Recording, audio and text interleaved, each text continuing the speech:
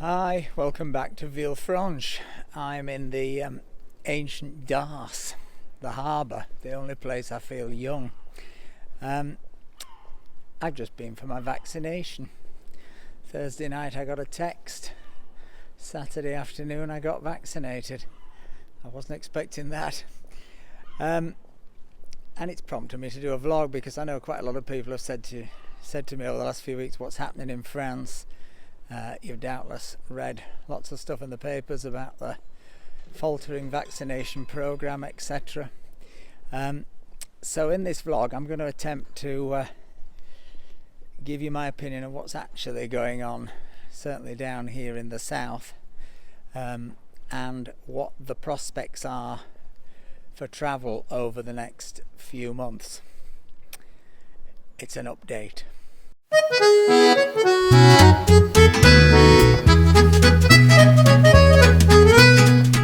So, firstly, big thank you to all the vaccinators in Beaulieu.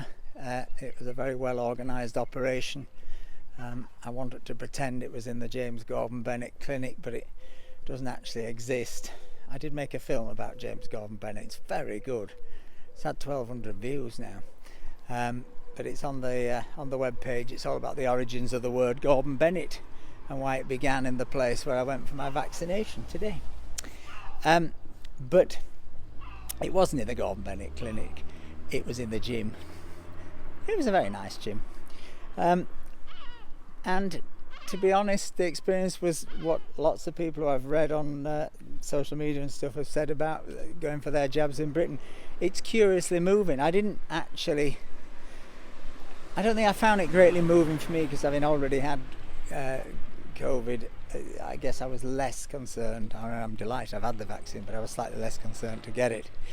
But it's just the whole process. It's just somehow it's just a very quiet dignity to it all. And I don't know, I just sensed in the air that certainly for some of the older people who were there was a huge sense of relief.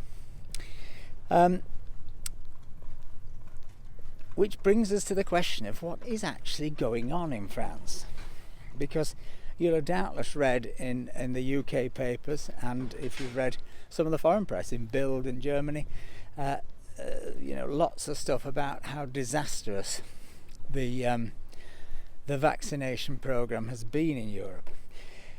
Well, I think if I'd done this vlog a week ago, I would probably be in a slightly different position, because I think, quite clearly Europe was slow off the mark, slow to procure the vaccines. There's been all this battle with AstraZeneca, blah, blah, blah, blah. And in terms of numbers, they are behind the UK. Although it should be said that in France, by and large, what they've done is 2 vaccinations. They haven't done the 12-week gap.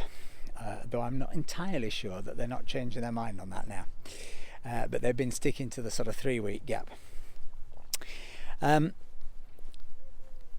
So that has been going on, and as I say, I didn't expect to get this text on Thursday night saying come in and have the vaccination. I suspect the reason, in part, there's been a sudden burst of appointments here, is because in Nice the situation is pretty bad. We've now got, according to the latest figures last week, 750 cases per 100,000, which is a very high level of infection.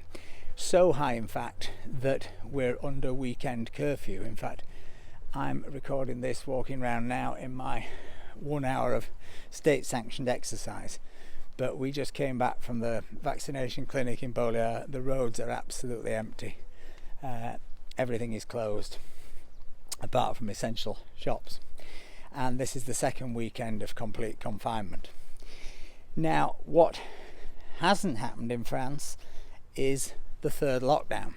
The third lockdown that you have had has never happened here. The end of October, all the shops, all the bars, all the restaurants were closed, and they have never reopened. In December, I think the curfew came in at 8 o'clock every night. Then it was reduced down to 6 o'clock every night, And so basically we've been under curfew for months, and now we're under weekend lockdown.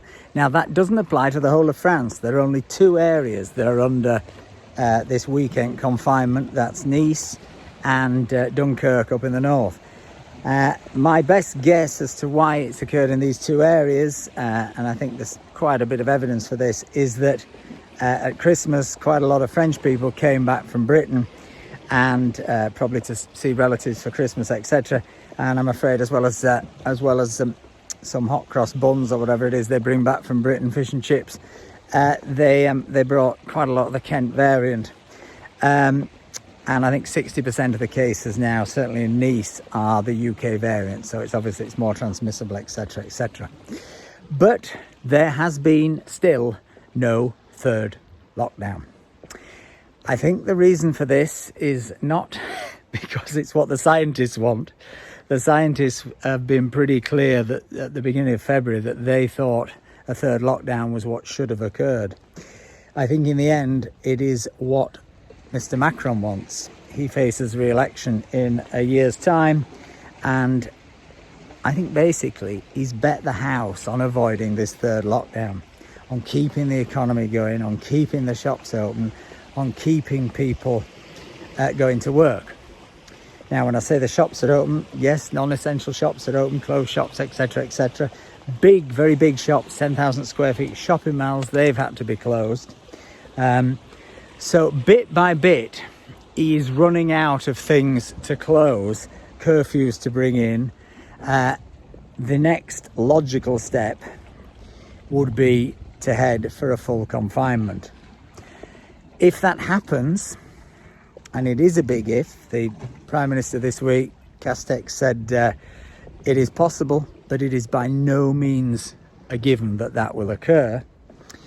It would be a disaster. I think it would be a disaster for Mr. Macron, and it would be a disaster for the French economy, because it would mean that technically France is going to come out of the whole lockdown situation much later than, say, Britain. That said, I do think it's possible it will be avoided. Case numbers are more or less stuck at about 25. It was 23,000 yesterday, and they've been around the same level, maybe with a sort of a 10%, 5% increase over a few weeks. They're certainly not going down. That's the problem.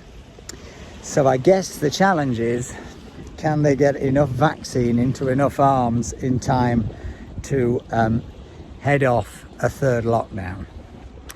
The current rate of vaccination, I can't see that will be possible. It is meant to speed up considerably in March, but it is, in no way is it going at the same pace as Britain. That said, what they've done here is they've vaccinated everybody in the old people's homes first, and by and large I think they've given everybody 2 doses, not 1. So that's slightly, the fact that Britain's done 20 million, it's 20 million in many cases first doses. It's not actually 20 million who've had both doses. But there's no doubt there have been problems. There were problems with procurement in the EU. It was slow, it was lumbering, and I think people have rightly been annoyed about it. But as I say, I can have absolutely no complaints today. I think in Britain they officially declared today that people 56 and over could get the vaccine. I'm just much younger than that. So what is going to happen going forward? Well, as I say, we've 2 options on the lockdown. We either have a full lockdown or we carry on in this way with regional weekend confinements. I think you could see a situation in which other areas of France also head for weekend confinement. I think the curfew of 6 p.m. will continue for some considerable time. There is absolutely no sign of the infection rate dropping, so I think that is a given. The bars and restaurants and the gyms, etc., firmly shut, and there is no hope at all, I don't think, of those opening in the next 6-8 weeks, unless there is somehow a sort of miracle drop in the figures. Going forward, what are the prospects for travel? Well, the French economy is vastly dependent on tourism. I think France is the most visited country on earth, so there are economic implications on not allowing people in. So I think it is possible that perhaps in June time people will maybe be allowed in. There's certainly been talk of a Europe-wide vaccination passport. There's been talk of it.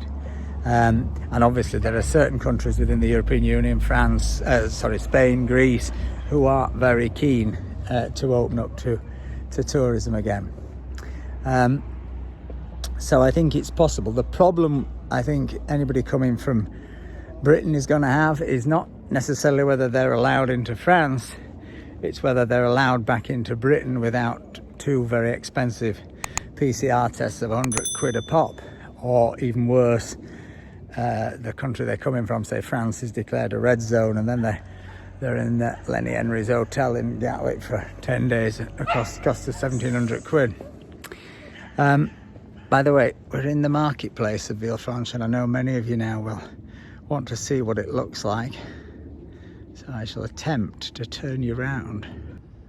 So there you go. This would normally be busy cafes, bars, shops, restaurants, and unbelievably it's still absolutely closed apart from the tobacco and the gift shop there.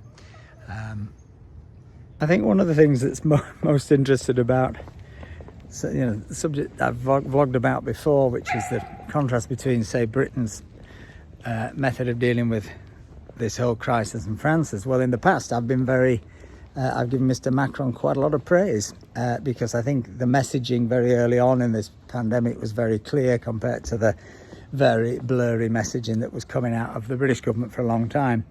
But I do think what has happened in the last few months, there has been an almost total role reversal.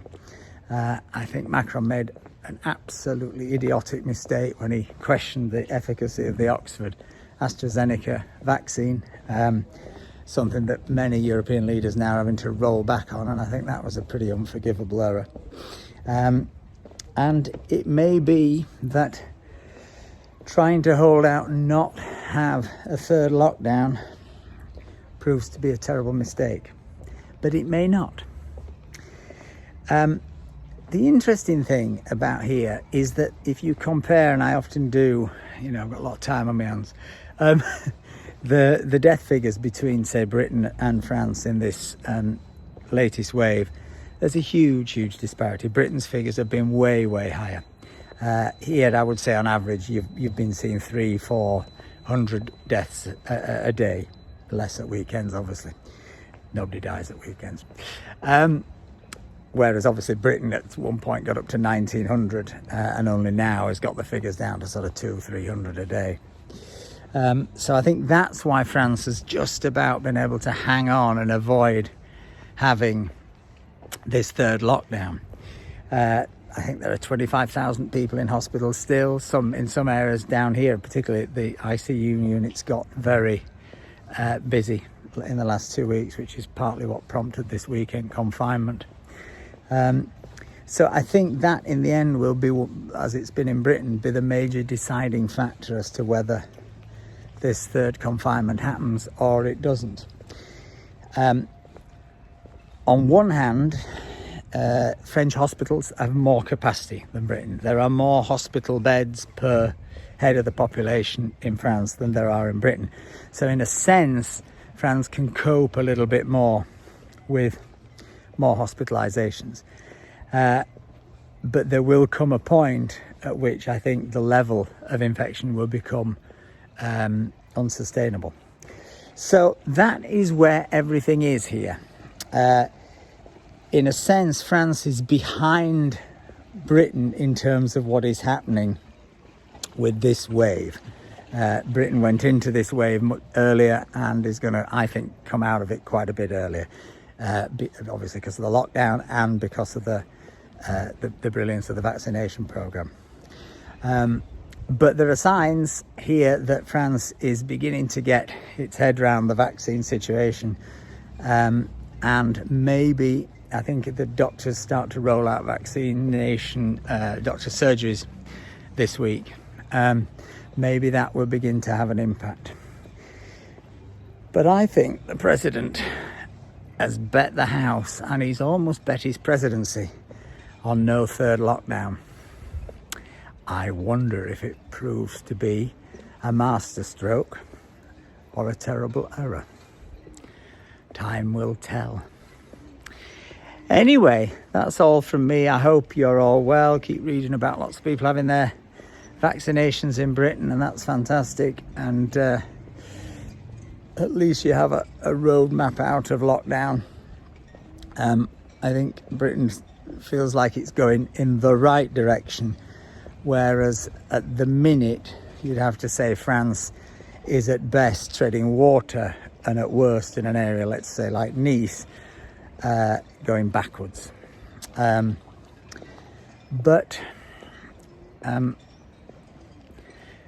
Que sera, that's where we are. I think you might be interested to just look at the seafront of Villefranche. The beach is closed and there is absolutely no one here. A couple of cyclists, a couple of dog walkers, and that is a sunny Saturday afternoon in March. Nobody here.